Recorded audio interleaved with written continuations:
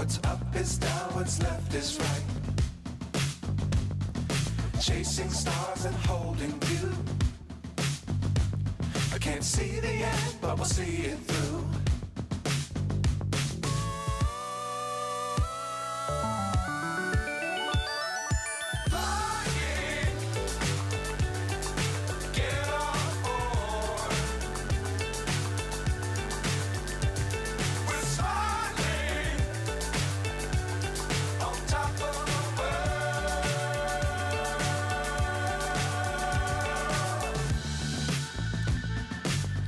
Times don't fly too high.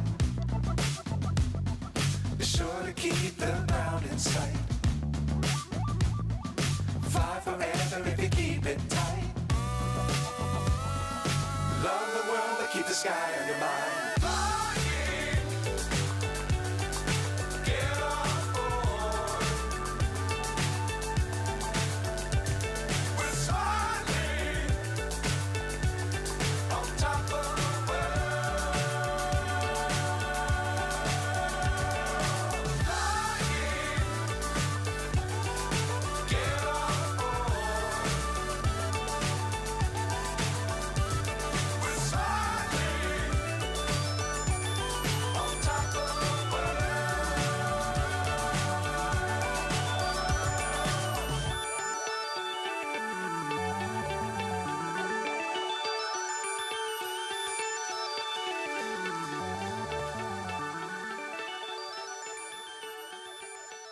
Ready. All right, then we are live. All right. Good evening, folks. Hope you're all having a great day. Good start of summer, I guess. Memorial Day kind of marks that for everybody. I know here in Arizona, we've breached the 100-degree temperatures. So, It's not 100 that's degrees super in my fun. basement, that's for sure. He's got a flannel on and everything. And, we're sitting here with air conditioning on. But at any rate, I do have a couple news articles to cover, but first I got a little bit of my own news. I have been accepted to work at Flight Test and join the Flight Test team as a drone program or product manager for them, and I'm excited to start. I actually start next week. What does a drone product manager do? Well, I think Or what a will it good do? I was going to say, so a good portion of it is going to be developing the drone side of Flight Test business, helping to manage that, develop new products to bring to market, and really kind of be an advocate within the Flight Test community for drones, and see what we can do in that space. I think it's going to be a lot of fun. I think we've got some good ideas that we've talked about, and even more so, developing the STEM side of Flight Test and utilizing drones to help build that out, because they do make a great analog for STEM in a different way than fixed wing. Not that fixed wing is any less or anything like that, but I think it's a little more space friendly to schools and going through that route. So. And it's definitely a burgeoning, what's the word, job field that students can be trained for. So I think it's a good deal. So I'm excited to start. It's going to be a change of pace for me, I think, and hopefully a change of pace for my family as well. So it's going to be good all around. So, yeah. Our congratulations, Awesome. and it's excellent. And as folks following FPVFC and the other CBOs can figure out, Josh and I will now have our hands on two CBOs, FTCA as well as FPVFC. So our current thinking is that the work that we do that is related to governmental affairs will remain with FPV Freedom Coalition. That's a skill that we've honed across the six of us and within FPVFC. So, well, if any of that changes, we'll share it. In addition, so this makes both Josh and me working at Flight Test We don't think there is a conflict of interest between what we do with FPVFC and flight test. If anyone does or has any concerns, let us know. We'll be happy to talk about that. But I think the flight test has a separate mission, and it's our day job, and we think we can do both. We would as I say, would be happy to have the discussion if anyone has a concern. And you're still 100%. sort of outnumbered by me and Blunty and Alex. 100%. And you're all also shy and reserved. So it's great. I mean, it's fantastic to have a group of strong-willed and thoughtful people. And every day I'm grateful. I mean that sincerely. 100%. And I mean, still on the flip side, while working at Flight Test, FPV still continues to be an all-volunteer organization. We don't get paid for this.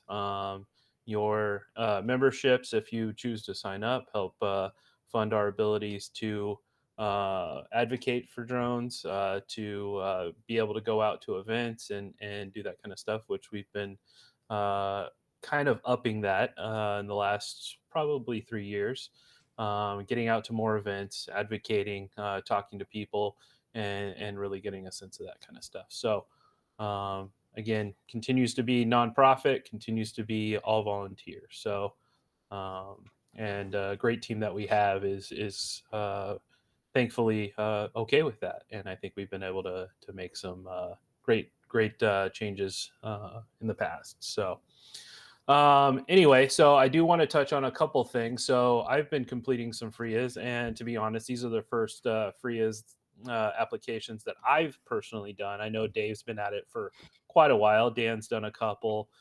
Alex has done quite a few as well, including helping Rotor Riot get their FRIA for Rampage, which is epically awesome. Or their exemption. Or their exemption, yeah. So not a FRIA, an exemption. But so I just want to make a couple of notes on FRIA, and we were kind of discussing this beforehand.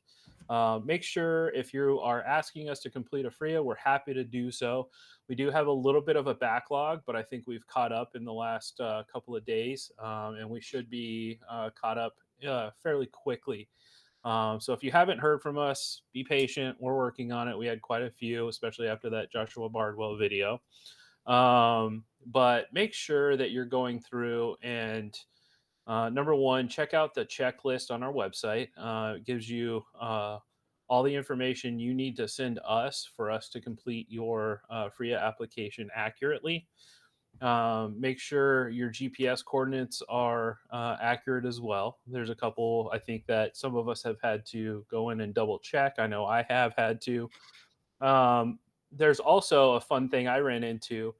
If you're using polygons to define your FRIA, you are limited to 10 vertices.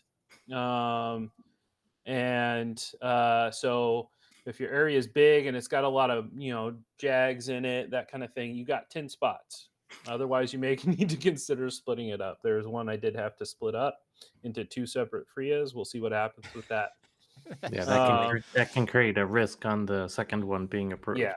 So I did the primary first, and then I did the secondary after. But I'm hoping that will be okay. And then really focus in on your purpose and need. Okay. This is probably the most important part, besides giving us, the area, the address, all that kind of stuff. Tell us why you need an exemption from remote ID. And I want to be clear here. The FRIAs are only an exemption from remote ID. They don't excuse you from any other regulations. They don't allow you to go higher. They don't allow you to fly without visual observers. They don't allow you to ignore any of the other regulations. So if you are looking to establish a FRIA and you want to be able to fly without remote ID, we need to know why. Is it a large group where you're trying to hold races and you're trying to test new equipment? Are you trying to bring newcomers in that maybe don't know a whole lot about the hobby, may not be able to afford a remote ID? These are the things you need to consider before requesting a FRIA. There has to be a reason for it. So I just want to make that clear. for anybody who's requesting these. I know we're having to go back, ask questions, rewrite some purpose and needs to Yeah, help you guys out. So to amplify what Josh is saying about the purpose and need is that we've said in the past, and we have found that it's helpful um, to try not to input a request that is over roads, over structures, and is in a situation where you would be flying over people. So if you limit it to, okay, it's off, it's in this park, but it's over here, and there are no roads, paths, or structures, or sheds, and there's not going to be a game field, a sport field, where there are going to be kids playing. That helps the odds of approval. And I think the other points that Josh made are helpful and help us be a little expeditious in getting these turned around. Yeah, Mhm. if you want your personal private backyard to be a free where just you fly, the FAA is going to see that and say no. What they really want is more so public-ish land where a group of people regularly come to fly, whether that's to hold FPV races or fly fixed-wing aircraft or whatever. But that's what they're looking for. Right. So if you're insistent that it's flying in my yard, okay, We'll so, try. that's a group of folks who have been flying there, and they've been flying there for a number of years. That's good, and you're trying to help educate young newcomers. Better yet, so to amplify what Dan said, it's the idea that a justification for a FRIA needs to be a group of folks, and anything that has to do with education is a real positive. 100%. So we're still and we'll continue to accept applications. We've kind of streamlined a little bit on how we're working those so that we can get through them quicker. But definitely a plus, and it speeds things up. The time to enter one in is usually about 15 minutes if we have all the information. And it's clear, concise, ready to rock. 15 minutes to pop one in. If we're having to reach back out, that extends the time, and just make it easy on us the best you can, so that we can help you through that process. All right, so let me share my screen. Let's see, there's a question on YouTube from Inside the Mind of Matt. So weekly practice for multi-GP chapter in my backyard would not qualify. Let's see, I can't read. Why is there a little heart over what I'm trying to read? If there are multiple people doing multi GP practice, thumbs up. That would work. Yeah, I think if your backyard is someplace where a group of people meets, that's not the problem. It's more so if it's as long as we put that in the justification. If we just say it's a private backyard for one person or one family, they're Right. probably going to reject it. But sometimes they kind of say, well, this looks like it's a residential area in a backyard. That's not okay. But everyone's Tell us how many definition of a people are residential showing up area is for different. practice, right? Tell us how many people are showing up to fly. Tell us how many flights that you're doing. And flights is flights per week. And flights would not be one session, it would be how many batteries you're flying. So if you're flying 100 packs every practice session, fantastic. If you and 10 other people are flying 15 packs a piece during a flying session, that's 150 flights in a day. So think about that, and think about plurals. You want multiple people, multiple think about it almost like a public access, like Dave was saying, so that people can come and fly. And I'm not saying open your house up to everyone, but if you are hosting practice sessions or you're hosting races on your property, and these are semi-public events, you're in the right boat. So Yeah, so Inside the Mind of Matt said 3 to 5 people, 30 to 50 packs. So I would think that's got to be enough mhm. to, as long as it was worded to get that across to the FAA, they should approve it. Good Open one. to Good example. newcomers, open to people new coming Right. into racing, that Yeah, kind the of thing. whole story behind multi GP is great for exactly that. Mhm. Welcomes newcomers, welcoming community.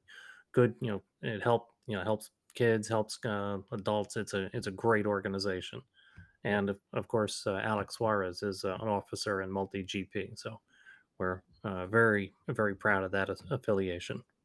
Absolutely. All right. Let's see. So this is going to be a multi-part little news article here. So we've got our friend Miss Stefanik. So on Wednesday, U.S. Representatives Elise Stefanik and John Molinar urged the U.S. Department of Justice to investigate the Drone Advocacy Alliance for potential violations of the Foreign Agents Registration Act. So, the Drone Advocacy Alliance is a group that is funded by Chinese company DJI. The alliance works to influence American citizens to lobby against legislation that would prohibit the use of DJI in America, including lobbying against the American Security Drone Act and the Countering CCP Drones Act. The lawmaker said that the DAA is working on behalf of a foreign adversary to the U.S. and should be required to register with DOJ under the FARA.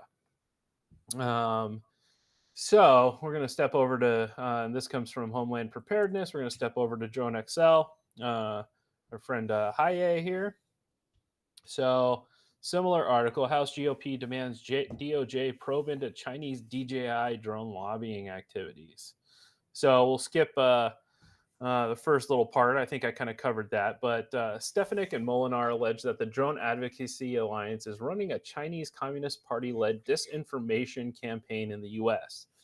The lawmaker's letter to Attorney General Merrick Garland states that the Drone Advocacy Alliance is facilitating CCP-led disinformation and propaganda targeting Americans, activity that meets the threshold of political activities as defined under the FARA statute and regulations.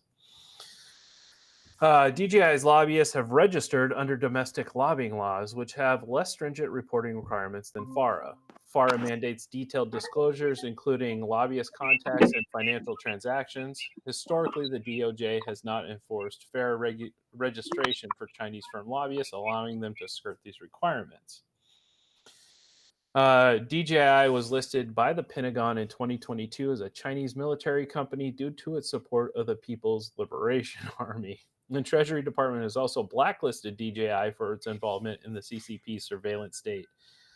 Concerns exist that DJI data in the U.S. could be accessed or controlled by Chinese authorities.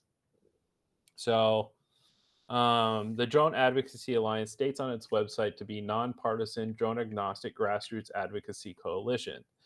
The alliance is sponsored by and its website maintained by DJI in partnership with the drone community. However, the alliance does not endorse one drone manufacturer over another, and its partners represent a wide variety of industry stakeholders. The Drone Advocacy Alliance website encourages individuals to contact lawmakers using template letters to support policies that spur innovation and competition within the U.S. drone industry without restricting access to the market based on country of origin. So, two different sides of the story here a little bit. Drone XL says affordable and capable drones like those from DJI are vital in disaster response, providing real-time data and supporting search and rescue missions. While security concerns should be taken seriously, it's essential to weigh these against the significant benefits of the technology. Implementing a set of security standards for all drone manufacturers rather than banning products based on their country of origin can ensure drones continue to serve the public good while maintaining national security. So, the Drone Advocacy Alliance was formed mid last year. This is their website here. I'm not saying one way or the other. It's a little goofy that we're, people who are doing basically something similar to what we're doing. They're asking people to think critically about legislation and contact their representatives, are all of a sudden, now being they're wanting them to be investigated by the DOJ. It's just it's getting a little crazy out there in regards to DJI. So this is their website. They say make your voices heard. They've got some take action now. They're talking about the couple different acts here. The DFR Act, that's the Drones for First Responders Act, which we covered last town hall. and they've got a couple different pages. There's literally not a whole lot here. How drones benefit America, printable flyers, FAQs on the acts, and they've got become a partner. They don't list who their partners are on their website, but yeah, it's doesn't seem super threatening to me. Anybody else? Yeah, this is to me. This is so unfortunate, and yeah, if we know most of the folks who are running or who are working and participating with the DAA. We chose not to consciously, um, but we're still a lot of the things they're doing. We support um, a number of the. It's also it's somewhat telling in that Representative Stefanik is this is the I think the third piece of legislation that she's tried to get some traction on. The prior one was that she was going to work with the FCC and ban all small UAS in the United States. So all recreational, all Part 107, anyone using spectrum that we use to communicate either video or command and control with our aircraft. So she got off that one, and now she's on. Let's just create a tariff, and she's created the misnomer of the latest piece of legislation is the Drone for First Responders Act. When it's so ostensibly it comes across as that she's doing good for first responders, but unfortunately we know that laws and bans that are existed like in or that have come up as they have in Florida and Tennessee, are losing lives because first responders had to ground their fleets because of their state legislation. So this So is a similar effort at a federal level. doesn't the DFR one sort of start off relatively tame, and Yes. over a course of years makes it basically impossible or totally way too expensive to buy a DJI drone in the future? Yes. It starts off not so tame actually. It's a 30% tariff. So Well, that would that be versus adding like an 30%. outright ban of their Right. technology, I Right. guess, is one So way to look at it. yeah, so it starts at a 30%, the next year it goes to a 40% or a 35, 40, 45, and then 50% plus $100. So it's so over 5 years it just gets obscene, and it wants to disguise itself as doing good for first responders, supported by a money from the tariffs on DJI products. So it's like, meh, we'll do some good, but we want you to, you know, we sort of kind of want you to continue to buy DJI products because you were going to do so anyway. But in doing so, you'll fund this, and it's goofy. So, Yeah, and yeah, as we've also said, this we need to take this very seriously. Representative Stefanik is the third most powerful representative in the House of Representatives. Please, note that this has gone from draft, from a concept to draft, and we quickly expect it to be brought into legislation. Her co-sponsor, Congressman Molinar, if I'm saying it right, from Michigan, is the chair of a select subcommittee on the competitiveness of the United States with China. That committee can get legislation formulated and brought to the floor. And so, the combination of these two congressional representatives can get this to the floor. And so, we do need to take this seriously. If you haven't already spoken or written to your congressional representative, we ask that you do. And she's clearly not giving up on the idea of trying to do something to ban DJI. Yes. well, and it's just like it's the new Mike Lee, right? It's Yeah, I'm anticipating that the Senate, as this gains traction, the Senate will pick up, and we'll expect Mike Lee to pick up on this something. from the It's Senate. Yeah. it's like she bought stock in all the drone companies that are competing against DJI, and she's doing everything she can to Right. Well, get and those we stocks to we go do up. we do know that one of her legislative aides now works at Skydio. So Yeah, yeah, that's super awesome. So being a little crazy there with some connections. So Rob, you wanted to say something? Yeah, I just wanted to add. I'm told that belief is that this will likely not pass, but the bigger concern is that it will likely be reintroduced and at least an attempt to attach it to the NDAA reauthorization later this year. no. And if that happens, it's going to be far worse. Yep. Yep. So yeah, it's good times. I've been exploring the NDAA quite a bit the last couple of days. That's a fun one to get into, but I won't start that one right now. But at any rate, moving on to the next article. We've got this is some fun one. So drone flown aerial ads expected along Miami beaches. Excellent. I'm of the opinion that drones can do a lot of things. I don't know that this is the proper thing for this anymore. But Hey. It's Miami, South Beach. What are you gonna do? I guess so, right? All right, so drones towing aerial advertisements will soon be flying over Miami's beaches, competing for airspace with traditional banner planes. Miami-based Sustainable Skylines say its hybrid electric drones are quieter, safer, and more eco-friendly than gas-powered planes.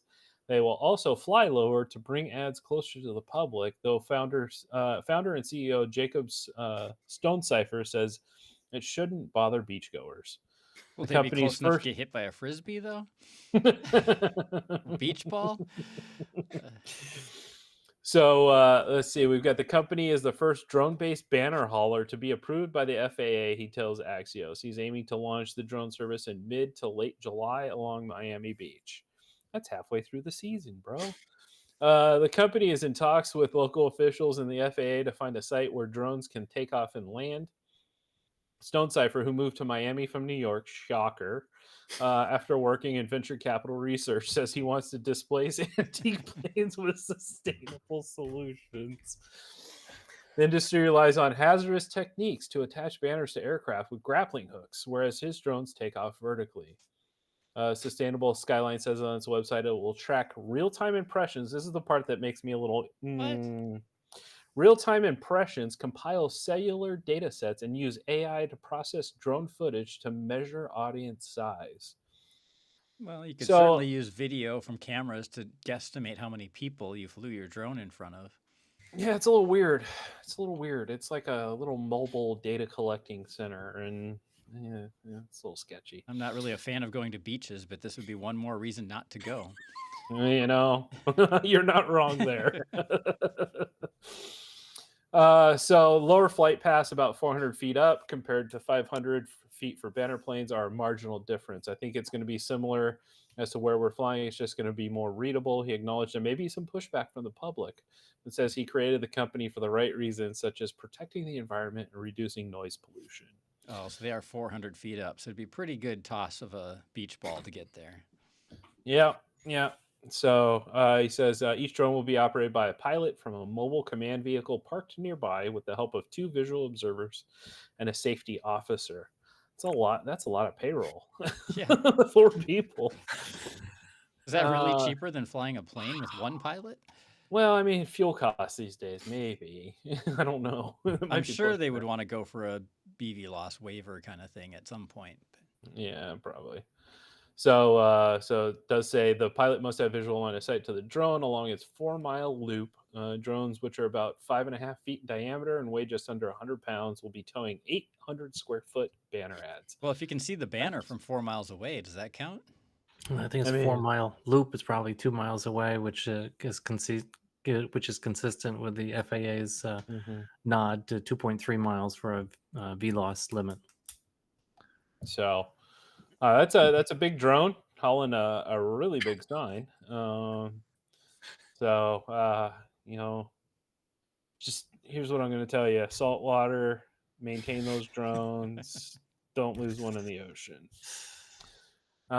Anyway, so yeah, I thought that was a good good bit of comedy. Well, if so we're on the topic of large drones, do we want to mention Alex's world record attempt? I assume that's why he's Absolutely. not here tonight. Is his Uh, world record I attempt didn't go so well?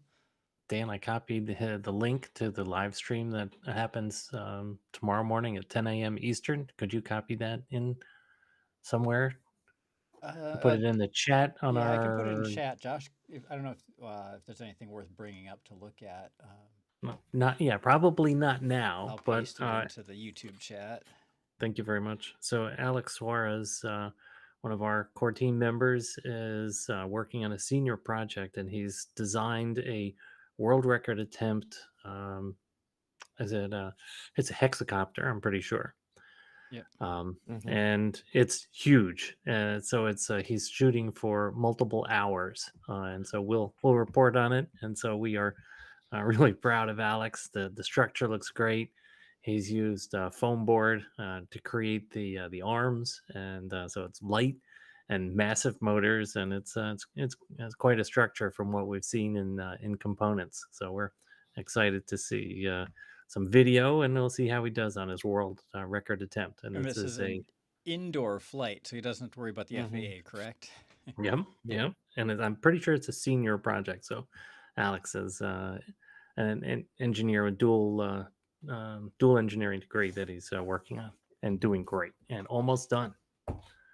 So he's going for, what did he say last time? 3.5 hours. Yep. Yeah. So is what his modeling is showing. So and I don't doubt that he can achieve that. So Yeah, so if you go to that webpage, it says that the record they're trying to break is the longest duration of flight of an electrically powered prototype multi-rotor drone is 2 hours and 14 minutes and 43 seconds from 2022. So they're trying to break that record.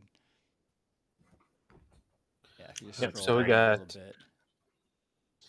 So yeah, we've got current record 2 hour 14 minutes 53 seconds was achieved in Huntsville, Alabama on March 18th, 2022. He's a senior at York College of Pennsylvania. Will be attempting to break this record with his prototype. Has partnered with Arium, Lair Labs, PDW, Vertique, and York College of Pennsylvania. So if a second attempt is needed, it will be on Thursday, May 30th at St. Francis University Aviation Education Center. And we're told that people can show up.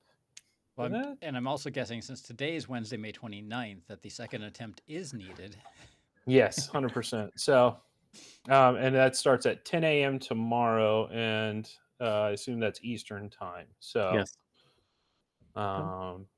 yeah, this will be super cool. And I'm guessing the drone is very large because that's more efficient to get those flight times with modern technology and batteries and everything. Yeah. Yep. So I'm going to be waking up tomorrow to check this out. So that'll be good.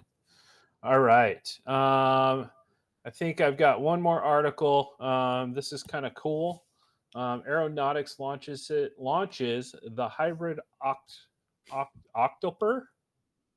Octocopter. I mean, realistically, world leader in design and production of unmanned aerial systems for the global defense and HLS markets, proudly announces the launch of a new member of the multi-rotor family, the hybrid octopter. Octocopter is what we're calling it. A tactical multi-rotor UAS with hybrid propulsion systems. So not only do we have hybrid cars now, we have hybrid multi-rotors. So incorporates in significantly extended mission endurance of up to 4 hours with multi-payload capability. So hopefully, maybe Alex should go for a little more than 4 hours. Wasn't his just all electric though? Yeah, Different world record for a hybrid. Yeah, 100%. So surpassing conventional limitation of electric UAVs, the hybrid enables significantly longer flight durations, reducing the need for frequent battery and UAV replacements while maintaining critical persistent surveillance during complex mission. By integrating fuel combustion and electric sources of power, the hybrid extends operational capabilities through optimized energy usage and cost effectiveness. So It features a battery backup for 10 minutes of stealth flight backup. Yeah, I'm sure it's going to be very stealthy.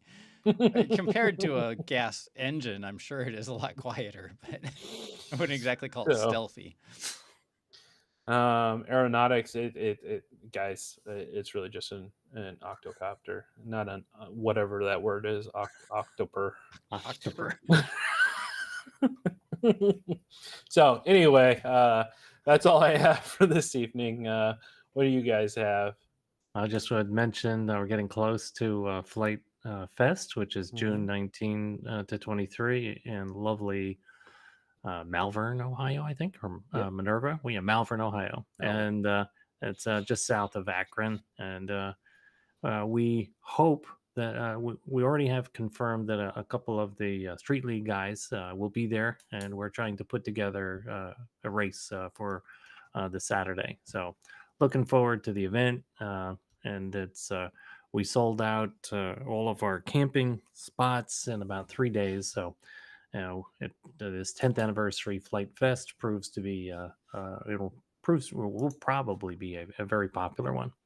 In addition, we have two of us attending the FAA symposium. It's at the end of July. So this is there's a lot of aspect in it that includes things like first responders and public safety work. And so we're delighted that Rob's able to make it there, and hopefully Alex can work around his studies and get down there as well, or up there or over. It's in Baltimore, Maryland, depending on where you are. And I think that's all I had. Nothing new from me. It's been raining a lot here, and that's caused the mosquito population to go nuts, which means if I walk out my front door, I get attacked by a cloud of little buzzing bloodsuckers, which makes it not so much fun to be outside. Yeah, it's funny. No, I mean, no bicycling in that Well, in that weather. as long as you go fast enough. Yeah. as They long as are you're great moving, right? motivation. I set a personal record up, like a 4-minute hill climb, which is a pretty steep gravel road in the woods. And like, if you slow down too much, these mosquitoes attack you. So I just like had the motivation to keep moving. That's hilarious. So you fly in Yeah. your car in the winter, you fly in your car in the Yep. summer, Because of the and bugs. yeah. There's like a week in the spring and a week in the fall where it's nice. Where it's just perfect. Yeah. Oh, But then it's windy geez. those 2 weeks. Well, you know, So you work for the chamber and the Chamber of Commerce in part time? Yeah, definitely the tourism group here. Yeah, come to St. Peter, Minnesota. It's bugs and wind and rain and cold. You'll love it. And yeah, there you four go. You're horses. really telling it, Dan. Yeah. Fantastic. All right, Rob, what you got, sir? Apologies for signing on a little late. Did y'all talk about the Avata 2 firmware that dropped yesterday? No, I No, we didn't. did Go not. ahead. Okay, so they rolled out 1.00.0300 yesterday that made the new Avata 2 backwards compatible with the Goggles 2 and the Goggles Integra. So for the guys that were running the first gen equipment, that's great news. Now you can buy just an aircraft and you can still use your existing equipment in terms of controllers and goggles. So Wow. A little That's unusual for significant thing. DJI. Yeah, I was really surprised. I don't think they're going to roll it back towards, for Cadex compatibility, but I was surprised to see that they rolled it out at least for the Avata 1 and the Avata 2. So I know that made a lot of people really happy, but that's the only Yeah. big news I've got this week. Yeah, it's good. Cool, Good for cool. DJI, because certainly 100%. that's the one of the things that I whine about with DJI. The video is just incredible. The range is incredible. Penetration is incredible. Compatibility, yeah, not so much. So you Yeah, keep they're- having buying a new set of kit. So good for them for including at least Avata 1 and Avata 2. 100%. All right, guys. I think. Wow. I think we finished a little early You today. must have been talking fast. I guess I was. I don't hanging, know, but hanging with the New Yorker. so yeah, the news cycle is pretty slow right now in terms of innovations. There's a lot of stuff obviously going on across over in Europe and Russia and Ukraine and various other places in the world where drones are being used. And I will note that I obviously and consciously avoid topics like that. I don't want to polarize the community. Everybody's got their beliefs on one thing or the other. If you notice that, it's on purpose. So if that offends, I apologize. I just want to keep it as lighthearted as I possibly can while covering the topics we need to cover in terms of regulation and things that are coming in that route. So, but on the flip side, I do appreciate everybody for joining in with us. We'll give you back 19 minutes of your evening, and we will see you guys in a couple of weeks. Yeah, we won't have reached Flight Fest by then, but if we do, we probably, I'll have to look at the calendar and see where that lands, but we may not have a town hall that week. But with that, I will give you back the rest of your evening. Thanks for joining us, and we'll see you next time. See ya. Fly